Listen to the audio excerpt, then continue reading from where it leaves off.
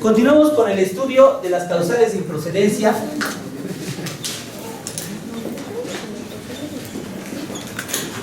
Y estábamos contra actos consentidos por el quejoso, ¿no?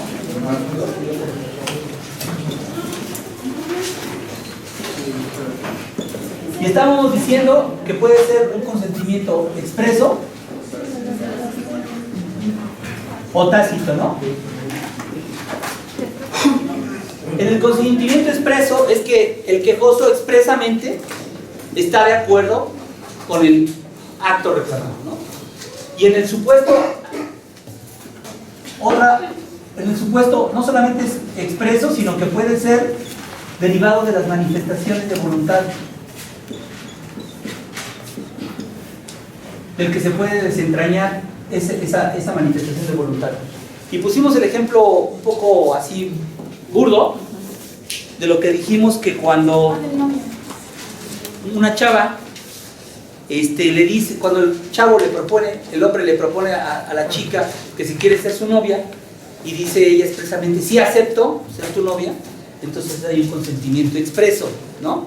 Y dijimos que puede haber manifestaciones de la voluntad que entrañen ese consentimiento, ¿no?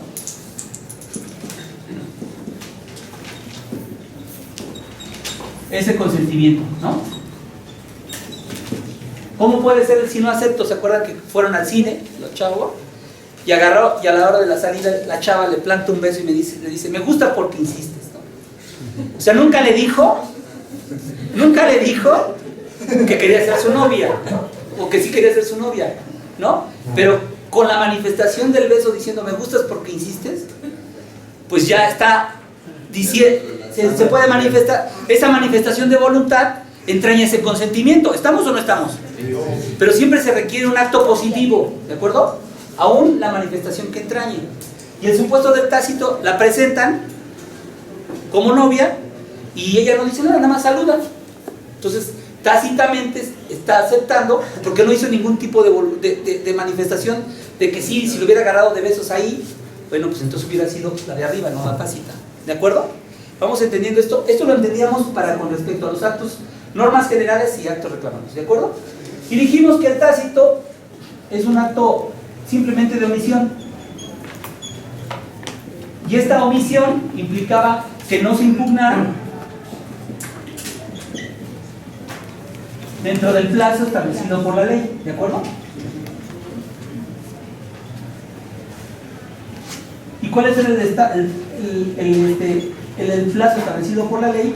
Bueno, 15 días por regla general, ¿de acuerdo? Y dijimos que esta misma fracción, que es la fracción 14, hablaba de un caso específico tratándose de normas generales. De normas generales dijimos que había normas autoaplicativas respecto de la ley, respecto de las cuales, la ley de amparo decía que tenía 30 días a partir de su vigencia, ¿no? A partir de su vigencia. ¿De acuerdo? Y dijimos que un concepto que nos podía ayudar para poder entender esto era a través de la individualización incondicional.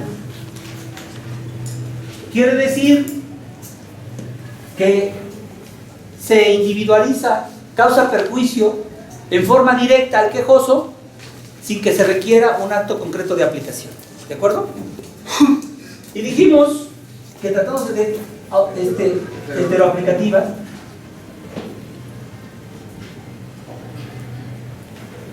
que se trataba de una individualización condicionada, solo podría promoverlo a partir de los 15 días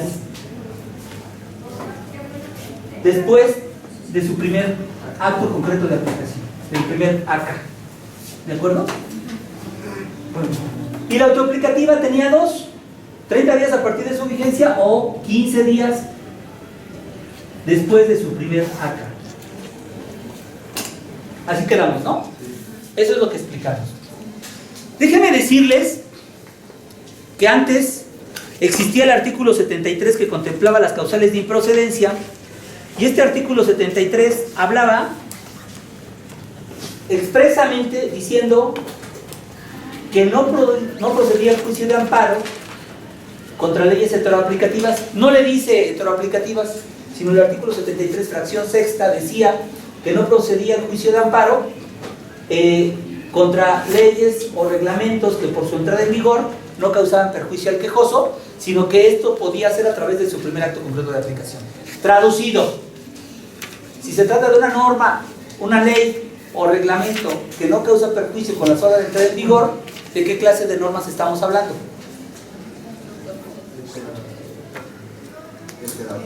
Heteroaplicativas. Porque las heteroaplicativas, con solo entrar en vigencia, no causan perjuicio al quejoso. ¿De acuerdo? Decía así, contra leyes heteroaplicativas, sino que se requiere un acto de aplicación. Luego entonces, si yo reclamaba una ley heteroaplicativa y no había acto de aplicación, entonces el juicio era improcedente contra esa norma general. ¿De acuerdo? Pero esa fracción ya desapareció. En la nueva ley de amparo no existe esa fracción, pero nosotros ayer platicábamos que la forma de poder entender esto es que no se afectaba un interés jurídico. ¿Se acuerdan lo que les dije? Que si, por ejemplo, una norma heteroaplicativa planteaba el divorcio incausado, si ustedes no son casados, no les afecta la entrada en vigor. ¿Me explico? Si son casados, pero su esposo o su esposa no pide el divorcio, tampoco les afecta. ¿Me explico? No les afecta en su esfera jurídica, no afectó su interés jurídico. Y entonces, la causal que podría ser contra leyes heteroaplicativas cuando no existe un acto concreto de aplicación, sería la causal que se refiere a la afectación del interés jurídico. ¿De acuerdo? Eso es así como que la parte final de lo que vimos. ¿Estamos de acuerdo? Ahora, el problema, dijimos al final, es cuando este primer acto concreto de aplicación procede un recurso. Si procede un recurso, dijimos que la misma ley de amparo en esta fracción 14 decía que era optativo. O agotas el recurso o te vas directamente al juicio de amparo, reclamando la norma general y el acto de aplicación. Y el primer acto concreto de aplicación.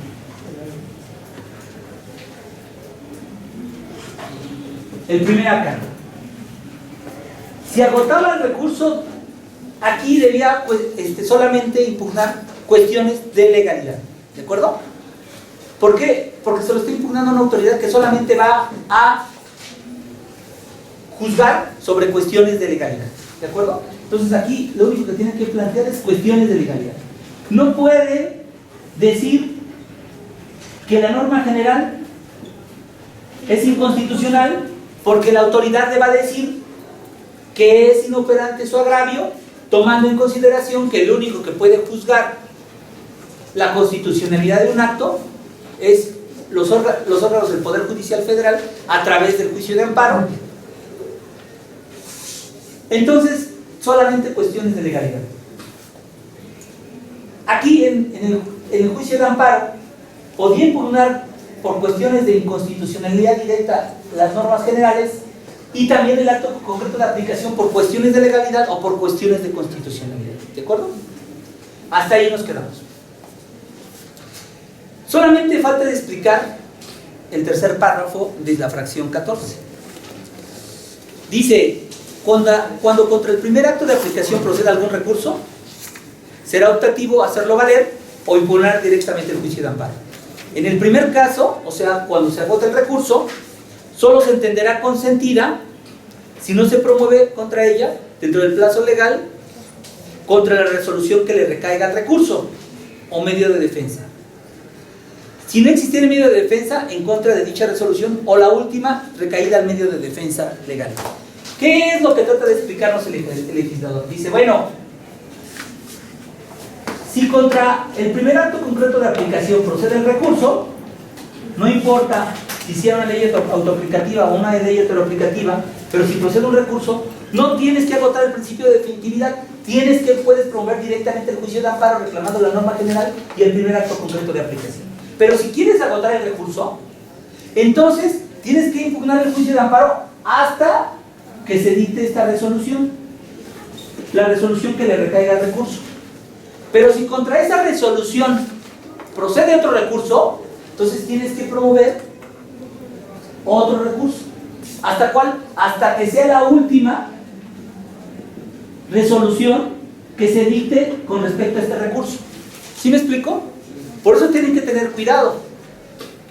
Bajo esta complicación, lo prudente es mejor irte directamente al juicio de amparo, porque ya te exentó de agotar el principio de definitividad. Porque si agarran y contra este se van al recurso, se dicta la resolución y promueven el amparo, pero resulta ser que procedía otro recurso y dices, no, espérame, ya te fuiste a agotar el principio de definitividad, pues agótalo hasta el final. ¿Me explico? Por esa razón es que es más conveniente primero promover la norma general y el primer acto concreto de aplicación. ¿De acuerdo? Podríamos seguir explicando un poco más con relación a la norma general. El juicio de amparo es muy apasionante. El juicio de amparo es muy apasionante contra el amparo contra ley, contra una norma general. ¿De verdad? Es la más compleja, la más técnica y la que más le interesa a los demás, ¿no? Pero ese es un tema que vamos a tratar en forma posterior. Ahorita nada más basta apuntar esto que les estoy diciendo sobre la individualización incondicionada y este principio de definitividad. Quizás a lo mejor podría hacer un comentario muy breve con respecto a esto, que cuando se analiza la procedencia del juicio, tratándose de una norma contra una norma general y un acto de aplicación, lo primero que podríamos decir al respecto es que primero se analiza si es improcedente respecto del acto reclamado, porque está vinculado con respecto a la norma general. ¿Sí me explico? O sea, cuando yo voy a analizar la procedencia del juicio de amparo, primero tengo que analizar si el acto reclamado, como primer acto concreto de aplicación, es procedente del juicio de amparo. ¿Sí me explico? Si el juicio de amparo es improcedente por el primer acto concreto de aplicación, también lo será de la norma general, porque arrastra su improcedencia a la norma general. Ejemplo, supongamos que hubiera una modificación contra una cuestión de la ley, ¿no? Por ejemplo, no hemos visto esto, pero supongamos que hay una modificación de los actos que vimos. Resulta ser que promueven el juicio de amparo contra su primer acto concreto de aplicación, pero lo hacen después de los 15 días. Ya lo habían consentido el primer acto concreto de aplicación como extemporáneo. Luego entonces, al momento de que resulte improcedente el primer acto concreto de aplicación por extemporáneo, porque se hizo después de los 15 días, también lo es de la norma general. ¿Sí me explico o no me explico? Sin embargo, ya cuando el juicio es procedente, el juicio de amparo es procedente, primero tengo que analizar la norma general. ¿Por qué? Porque si la norma general es inconstitucional, también lo será por vía de consecuencia el primer acto concreto de aplicación. ¿Sí me explico? Si la ley si el acto reclamado se basa en una ley que es contraria a la Constitución, con mayor razón lo sería el acto de aplicación. ¿Sí me explico?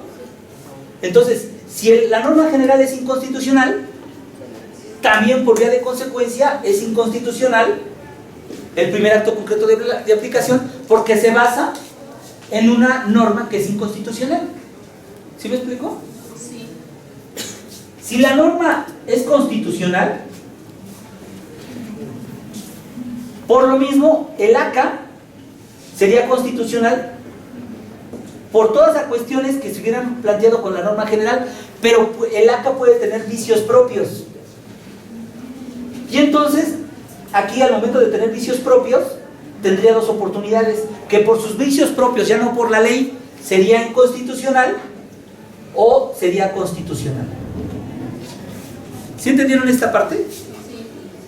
O sea, si ya es procedente el juicio de amparo, la norma general es constitucional, luego entonces, si el ACA se está apoyando en una norma constitucional y ese solamente es el acto en que se impugna, entonces sería constitucional todo el acto y la consecuencia sería negar el amparo. Pero si, por el contrario, están reclamándolo por vicios propios, entonces ya tendrían dos posibilidades. Le niego el amparo por la norma general, y puede ser que si por vicios propios el acto reclamado es inconstitucional, le amparo por el acto concreto de aplicación. Pero si por vicios propios también es constitucional, entonces también le niego. Y aquí podrían haber dos resolutivos. Un resolutivo con respecto a la norma general y un resolutivo sobre el primer acto concreto de aplicación. Cuando estamos acá viendo la improcedencia del juicio, y el juicio de amparo es improcedente contra el acto reclamado, también lo es de la norma general, y aquí el único resultado sería el sobreseimiento.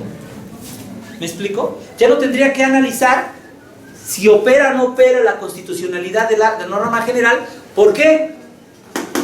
Porque el primer acto concreto de aplicación es improcedente. ¿Sí me explico? ¿No? ¿No mucho? A ver, se los voy a poner por ejemplo. Supongamos que quieren ustedes impugnar un acto, una ley consistente, no recuerdo el artículo ahorita, que les impone un arresto. Y ustedes dicen que ese artículo es inconstitucional, porque autoriza a que se ponga un número de horas mayor a lo que dice la Constitución. Esa es una norma que están impugnando, una norma general del Código de Procedimientos Civiles, en donde se basó en una norma que ponía un arresto superior a lo que establece la Constitución. ¿Sí me explico? Y ponen como acto concreto de aplicación que los agarran y los meten a la cárcel para el arresto. Pero resulta ser que ustedes, cuando se quisieron salir del arresto, ya había concluido el arresto, y promueven el amparo contra el arresto y contra esa norma. Al momento de que ya se ejecutó completamente el acto reclamado, se consumó de manera irreparable el acto, y por lo mismo se debe sobreseer con respecto a la ley, no importa el resultado. ¿Sí me explico? Ahorita vamos a ver si nos alcanza el tiempo para ver la otra clasificación, pero hay muchas cosas más que tenemos que analizar sobre la norma general, sobre el amparo contra ley. De verdad es la más apasionante, ¿de acuerdo? Ahora, antes de pasar a la otra causal, yo recuerdo que les hablé sobre que el juicio de amparo es improcedente contra el Consejo de la Judicatura Federal, ¿se acuerdan? ¿Se acuerdan que les dije que el amparo no procede contra los actos del Consejo de la Judicatura Federal? Sí. Y si se acuerdan, les dije que se había iniciado un procedimiento para la revisión sobre una circular del Consejo. ¿Se acuerdan? Se los voy a recordar para los que no se acuerdan, ¿no? ¿Qué pasó? En una jurisprudencia del 94, la Suprema Corte de Justicia de la Nación determinó que no procedía el juicio de amparo contra actos del Consejo de la Judicatura Federal. Y se basó precisamente en el artículo 100 constitucional. El artículo 100 constitucional, ¿se acuerdan que lo leímos? Decía, a ver, lea el penúltimo párrafo. ¿Quién tiene la Constitución? Penúltimo párrafo. Decía que sus actos eran definitivos. Ajá, e inatacables, exactamente. A ver, ¿dónde dice? ¿Quién tiene la ley? ¿Quién tiene la Constitución? ¿Lo tiene? ¿Me la presta? Gracias, Fernanda. Dice: las decisiones del Consejo serán definitivas e inatacables y por lo tanto no procede juicio ni recurso alguno. Haciendo esta interpretación, la Suprema Corte de Justicia dice: mira, el propio artículo constitucional dice que no procede juicio o recurso alguno, por lo tanto no procede tampoco el juicio de amparo. Y no me vengan argumentando lo del artículo, bueno, no lo dice, si no me vengan, o sea, lo correcto dice: no obsta lo anterior, la circunstancia de que existe el artículo 17 que tutele la garantía de acceso a la justicia, porque la propia Constitución está estableciendo una determinación que no procede el juicio de amparo. Entonces existía esta jurisprudencia diciendo que no procedía el juicio de amparo. Posteriormente, en el 2013, la Suprema Corte de Justicia de la Nación, con otra integración, resuelve una contradicción de tesis y dice que no se puede desechar de manera notoria e improcedente la demanda. No dice que proceda el juicio de amparo, pero sí dice que no se puede desechar de manera por una causa indubitable e improcedente la demanda de amparo que se promueva contra el Consejo de la Judicatura Federal. ¿Qué es lo que estaba diciendo la Suprema Corte? Exactamente lo contrario de lo que había dicho en el 94, pero él argumentó y decía, ¿saben una cosa por qué? Porque estamos con otro sistema diferente. Al momento de que vino la reforma constitucional del 2011, se incorporó la protección a los derechos humanos y por lo mismo nuestra visión debe cambiar. Y entonces consideramos no que procede el juicio de amparo, sino que por lo menos no se desecha en el auto inicial. ¿Sí me explico? Resulta ser que después viene la nueva ley de amparo. Y la nueva ley de amparo, en el artículo 61, que es fracción segunda o fracción tercera. En la fracción tercera dice expresamente que no procede contra actos del Consejo de la Judicatura Federal. ¿Sí me explico? Y entonces el Consejo de la Judicatura Federal manda una circular diciendo, oye, aquí está un artículo expreso para determinar que no procede el juicio de amparo contra actos del Consejo de la Judicatura Federal. Y se lo envía a todos los jueces y magistrados. Y entonces la Suprema Corte dijo, a ver, te pido un informe porque esta circular me parece, la voy a analizar, porque tú estás tratando de... A ver, primero te pido el informe. Y lo resuelve la Suprema Corte. Esto ahorita les voy a pasar las dos jurisprudencias. El otro lo dejé en el juzgado. Pero está una resolución calientita. No porque se acaba de imprimir de la impresora, sino calientita porque se acaba de resolver. ¿A qué conclusión llegó la Suprema Corte? Y le dice, esta circular se queda inválida. Porque tú estás afectando al principio de autonomía e independencia de los jueces, porque los estás intimidando, diciendo, ojo, contra la nueva, de acuerdo a la nueva ley de amparo, no procede el juicio de amparo. Entonces, deja sin efecto tu circular, porque es intimidatoria y afecta la autonomía y la independencia de los jueces de distrito. Porque ellos tienen completamente autonomía e independencia. Fíjense, esto tiene cierta trascendencia. El Consejo de la Judicatura Federal normalmente tiene relación con los jueces y magistrados y también tiene relación con particulares. ¿Cómo tiene relación con los particulares? Cuando se hacen contratos de licitación para proveer al Consejo de lápices, plumas, computadoras, formar un edificio. ¿Sí me explico? ¿Qué pasa aquí? Si no procede el juicio de amparo contra estos afectados, también por supuesto contra jueces, magistrados y demás servidores públicos. Resulta ser que el amparo es el único medio para protección, uno de los medios más eficaces para la protección de los derechos humanos. No puede haber violaciones a estos derechos humanos. Al momento en que tú dices que el juicio de amparo es improcedente, estás dejando que a ciertos actos del Consejo dejen de pasar por el control constitucional, de verificar que efectivamente no te hayas equivocado y no hayas violado derechos humanos o garantías para su protección. ¿De acuerdo? El único problema de este planteamiento es que quienes revisarían este juicio de amparo serían jueces y magistrados. Y se acuerdan que yo les dije un principio que el inferior no puede revisar los actos del superior. ¿Se acuerdan? Y entonces, ¿cómo resolvemos esta paradoja? Bueno, pues resulta ser que el artículo 100 dice, las decisiones del Consejo serán indefinitivas e inatacables, por lo tanto no procede juicio de amparo ni recurso en contra de las demás, salvo los que se refieren a la designación, adscripción, ratificación y remoción de magistrados y de jueces, los cuales podrán ser revisados por la Suprema Corte. Si pueden ser revisados, entonces lo que procede es el recurso de revisión.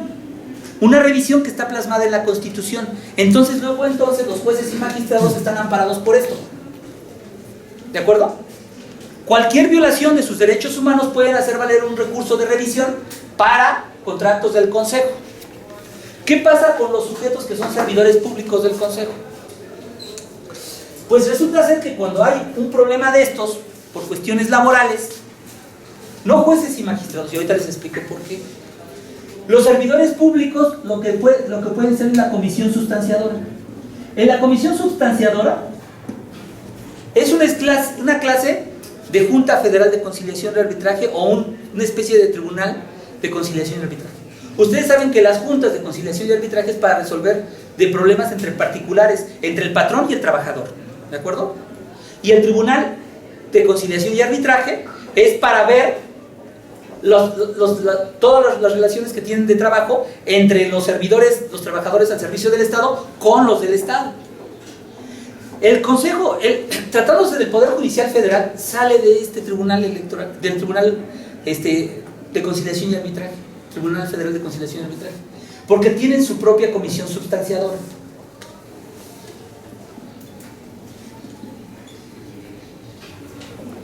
Y, por supuesto, aquí hay un juicio para que no se quede en estado de indefensión los servidores que trabajan para el servicio. ¿Por qué usted me está diciendo y está tratando de forma diferente a los jueces y magistrados? Porque los jueces y magistrados con el Consejo no les unen una relación laboral. ¿Cómo? ¿No hay una relación de trabajo? No. ¿Por qué no hay una relación de trabajo? ¿Por qué no hay una relación de trabajo?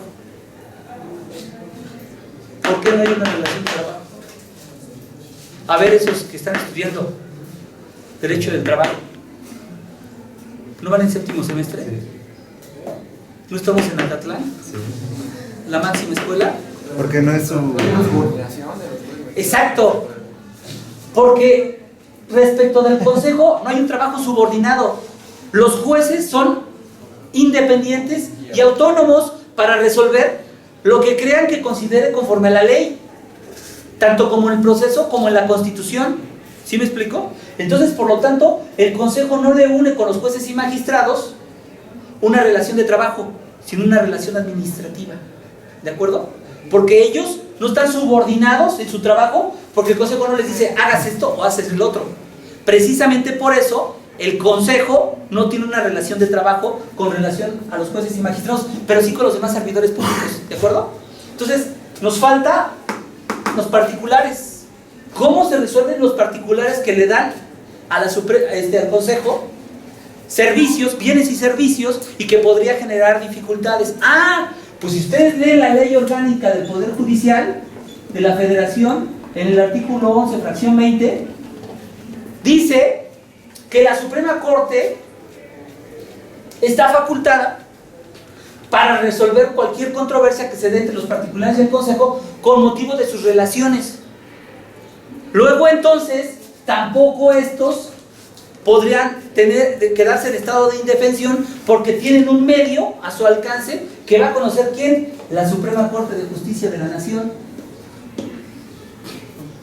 El artículo 25 de la ley de la Convención de los Derechos, de la Convención Americana de los Derechos Humanos, establece que siempre debe haber un recurso. No importa cuántas instancias son, pero por lo menos darle un recurso efectivo. Luego entonces, aquí hay un recurso efectivo. ¿Cuál es el recurso? De revisión administrativa, previsto en el artículo 100 de la Constitución. ¿Sí me explicó? Y los particulares que tienen, pues este recurso que está establecido en la ley orgánica. Y los servidores públicos que tienen, todo el juicio de la comisión sustanciadora. Luego entonces, como pueden advertir, resulta ser que hay otra cosa más: acuerdos generales. El Consejo puede dar acuerdos generales.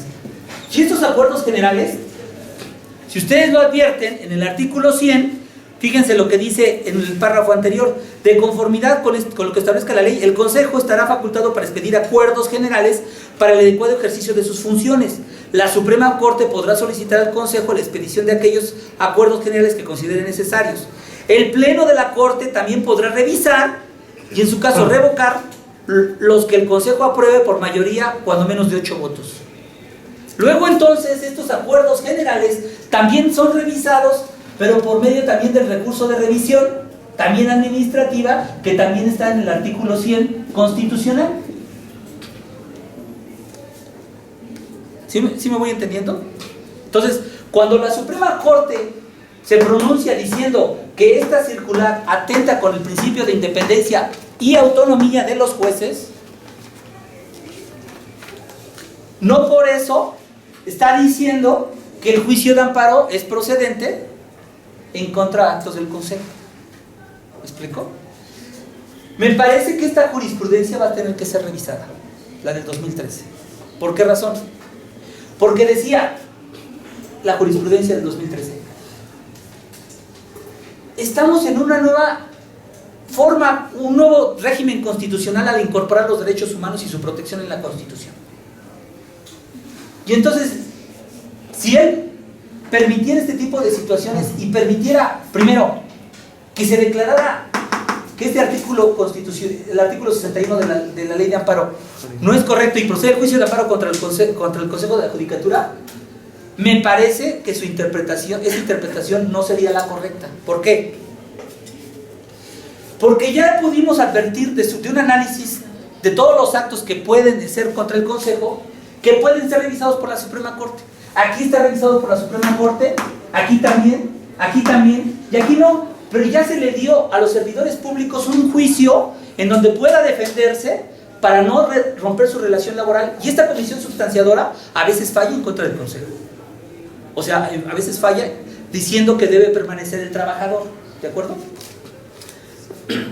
Podría ser, dado que aquí en los jueces y magistrados este recurso de revisión administrativa solamente es, dice aquí, para la designación, adscripción, ratificación y remoción, y podría haber otra circular o otra situación que no esté dentro de estos supuestos. ¿Cómo podríamos hacerlo con esos supuestos? Bueno, a mi modo de ver, lo que tendríamos que hacer es una interpretación dependiendo de la razón subyacente del artículo 100 constitucional, del artículo 1 y del artículo 17 constitucional.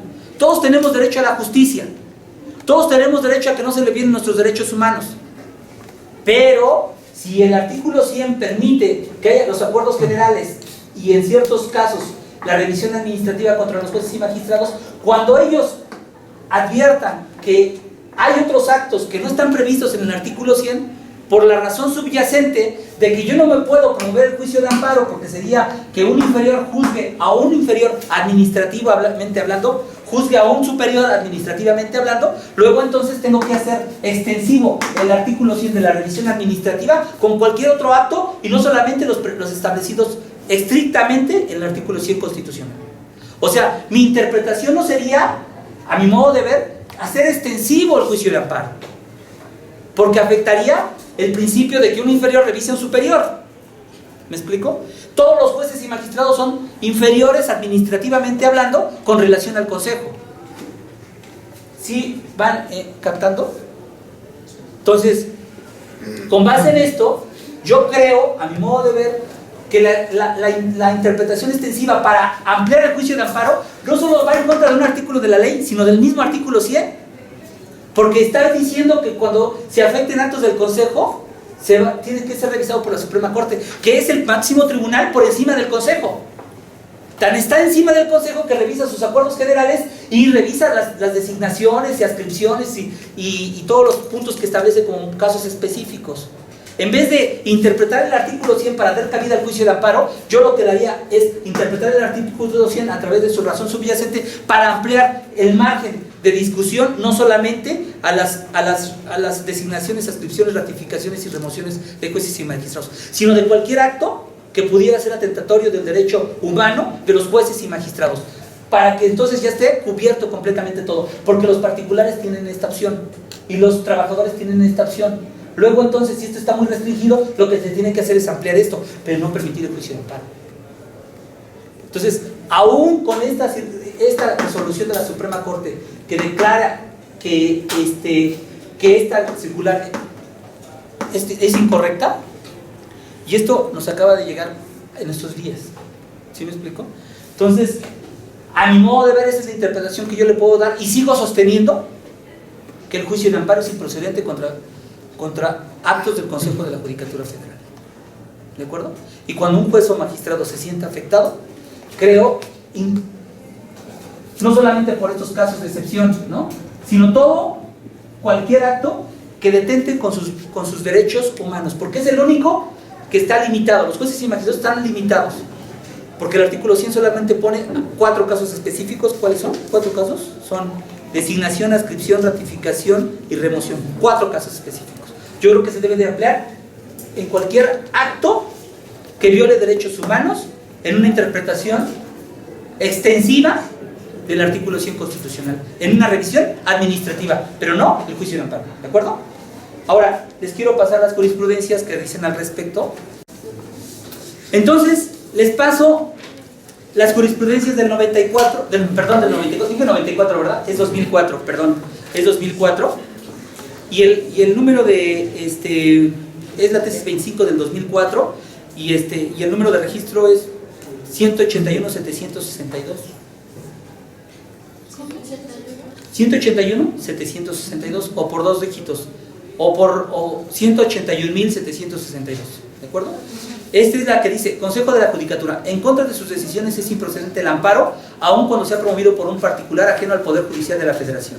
Y luego, la otra jurisprudencia, que es la 2000, se lo doy de 2 dígitos, 20.03.51.4, o lo que es lo mismo, 2.003.514. ¿De acuerdo? Ahora, para que ustedes analicen las dos, porque esta jurisprudencia de la Suprema Corte con la nueva ley se debe de interpretar en el sentido, yo desde mi particular punto de vista como profesor, es que no procede el juicio de amparo, y mis razones se les acabo de explicar. ¿De acuerdo? Ahora, sobre la jurisprudencia de leyes autoaplicativas y heteroaplicativas basadas en el concepto de individualización incondicionada, registro 198.200, o sea, 198.200 o 198200. ¿De acuerdo? Es jurisprudencia. Y luego, sobre la jurisprudencia donde se analiza esto que les dije de cómo se debe de analizar la jurisprudencia. Primero, cómo se debe analizar una norma general y el acto reclamado. ¿Se acuerdan que les dije? Que primero debe de ser, tratándose de improcedencia, primero reviso si es procedente el acto reclamado contra el primer acto concreto de aplicación, y luego contra la norma general. Y al tratarse de esto, está en esta jurisprudencia que es el registro 390.980, o sea, 39.09.80 o 390.980. ¿De acuerdo? Son estas las jurisprudencias de las que estamos hablando. Déjenme decirles que hoy hubo una reforma a la Constitución. Hoy hubo una reforma a la Constitución en el artículo 73 de la Constitución Política de los Estados Unidos Mexicanos para ampliar esas facultades al Congreso sobre la delincuencia organizada, que a lo mejor les puede servir. Pueden ver el diario oficial. Y también salió algo muy interesante hoy en el diario oficial de la Federación sobre el procedimiento para la Declaratoria General de Inconstitucionalidad de la Suprema Corte de Justicia, que también aquí está, que también salió. Y esto está súper mega calientito. Ahorita no lo hemos visto, pero se los anticipo. Hay juicios de amparo que se requieren por solicitud del Ejecutivo Federal o de las cámaras, que su tramitación sea prioritaria, rápida, express. Y aquí salió la circular de la Suprema Corte de Justicia de cómo se debe llevar este procedimiento y en qué casos procede. Esto no es nuevecito porque es del 9 de octubre del 2013. Espérense a que lo publique el diario oficial de la Federación. ¿Qué pregunta me quiere hacer? Respecto de la jurisprudencia que en el 2013 la Corte emite que no se admite el juicio de amparo. No dice, lo que dice es que se lo repito, lo que dice la jurisprudencia es, no, dice que el Consejo de la Judicatura Federal, la impugnación en amparo a sus decisiones diversas a las emitidas en materia de designación, adscripción, ratificación y remoción de magistrados y jueces no actualizado un motivo de improcedencia manifiesto y de indudable de improcedencia. Eso es lo que dice la jurisprudencia. Y fíjense lo que dice aquí, nada más les digo, dice, tratándose de otro tipo de resoluciones, existe un aspecto de razonable opinabilidad en el modo de entender la regla general en virtud de que el nuevo paradigma del orden nacional surgido en la reforma en materia de derechos humanos a la Constitución en el 2011, acorde con el cual el derecho fundamental de acceso a la justicia, previsto en el artículo 17 y a la luz del principio pro persona, interpretó de forma más amplia y flexible para favorecer el derecho de la tutela judicial efectiva a los gobernados, las decisiones del Consejo a través del juicio de amparo no se actualiza un motivo manifiesto e indudable de improcedencia que permita desechar la demanda de amparo. Lo que refiere no es que proceda, simplemente dice que no se puede desechar de plano. ¿Sí me explico? Entonces, pero me parece que esto tiene que haber una nueva reflexión al respecto. ¿Sale? Gracias.